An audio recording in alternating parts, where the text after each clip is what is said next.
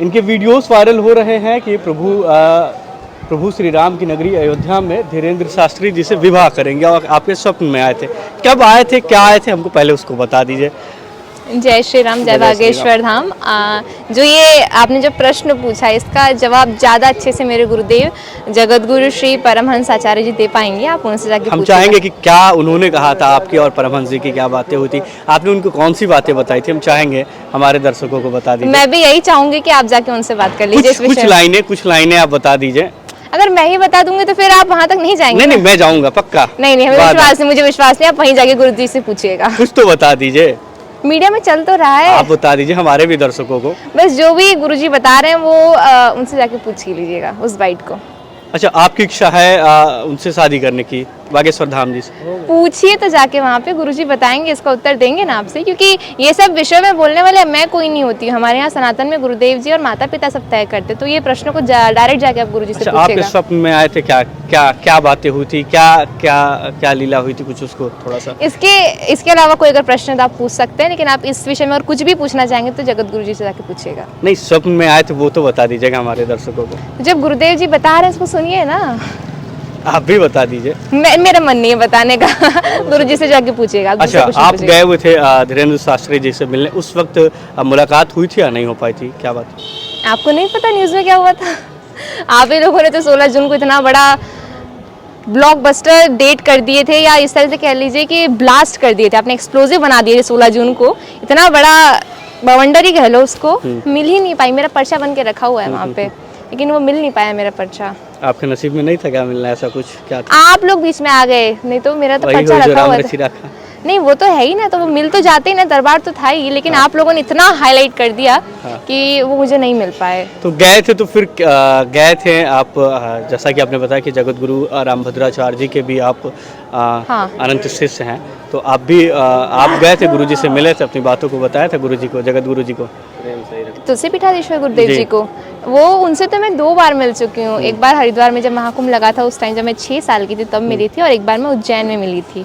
और दोनों बार मैंने उन्हें भजन सुनाया था। जब मैं छोटी थी 6 साल की तब मैंने सुनाया था, राधा ने मारी मिस कॉल, कान्हा बोले हेलो हेलो, तो उन्होंने मुझे हंस के कहा था कि कौन सी कंपनी का फ़ोन यूज़ करती थी, बोले राधा रानी। और फिर उन्होंने कहा कि अच्छे भजन गाया करो। चलो कोई बात नहीं, बच्ची अभी छोटी, उस टाइम बहुत छोटी 6 साल की थी। और एक बार मैं मिली थी उज्जैन के महाकुंभ में, उज्जैन में जो कुंभ हुआ था वहाँ पे मैं मिली थी, तो वहाँ पर भी उन्होंने मुझसे भजन सुना था और उन्होंने मुझे कहा था कि ये भजन भी गाया करो। उस समय वो गुनगुना रहे थे, वृंदावन जाने को जी चाहता है, राधे राधे गाने को जी चाहता है। उस समय गा रहे थे वो भजन। चाहेंगे पूरी लाइन सुना दीजिए? अच्छा ठीक है।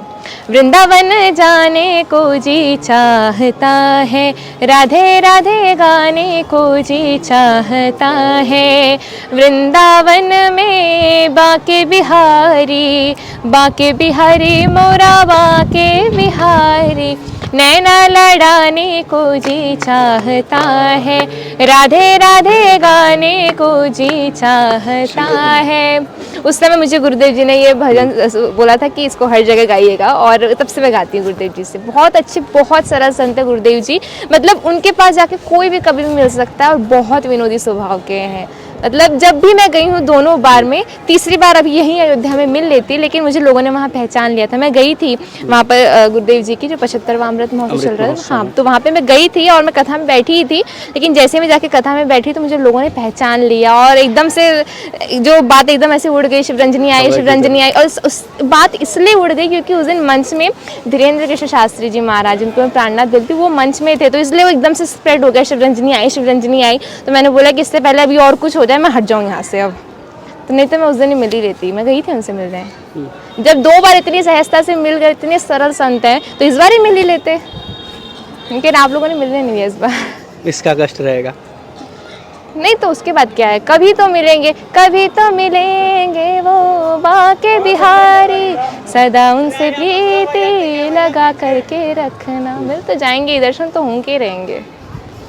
आप प्राणनाथ का दर्जा दी हुई हैं, क्यों, क्या वजह है? भगवान मानती लीन हूँ हो मैं गए। उनको, बिल्कुल भगवान मानती हूँ मैं उनको।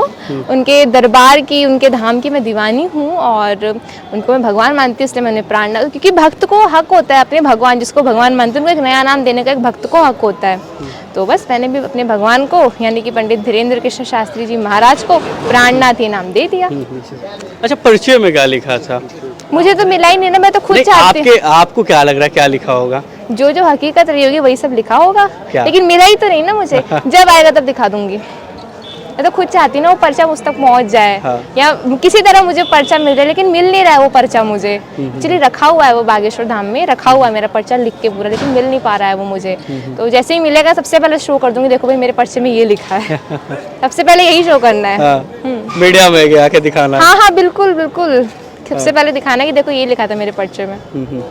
अच्छा, जैसे आप कहा जाए अयोध्या आई थी और इतना पास पहुंचकर मुलाकात नहीं हुई, तो एक मन में कष्ट भी होगा ना, कष्ट को ले जा रहे होंगे कि भाई वहां तक पहुंचे और जिस प्रभु के लिए आए थे दर्शन के दर्शन लिए। तो रोज ही होते हैं मेरे, ऐसे जरूरी थोड़ी ना है कि सामने जब जाके दर्शन करेंगे उसी को दर्शन कहते हैं। जिसे एक बार प्राणनाथ का प्यार मिलता है उसे तो बस आंसुओं के हार का उपहार मिलता है। ना पूछो दिल की बेकली का हाल, ना पूछो, ना तन से प्राण जाते हैं, ना प्राणाधार मिलता है।